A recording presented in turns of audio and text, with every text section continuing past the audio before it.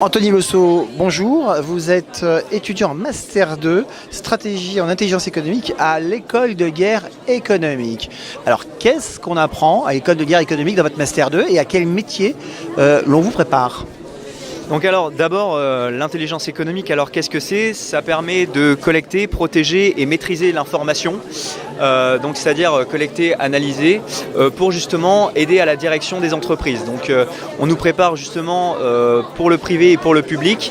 Donc dans le privé pour prémunir donc les entreprises contre des menaces. Donc ça peut aussi intégrer le volet sûreté, cybersécurité et risque et gestion des risques.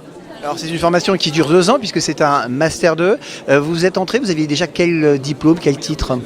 Alors moi je proviens en fait d'une école qui s'appelle Montpellier Business School, qui était donc une école de management. Voilà.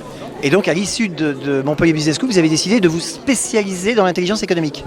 Oui, exactement. Donc j'ai décidé, suite à un cours que j'avais eu notamment à l'école de management, puisque aujourd'hui l'intelligence économique est vraiment donc essentielle pour les entreprises, justement pour se prémunir contre toutes les menaces diverses.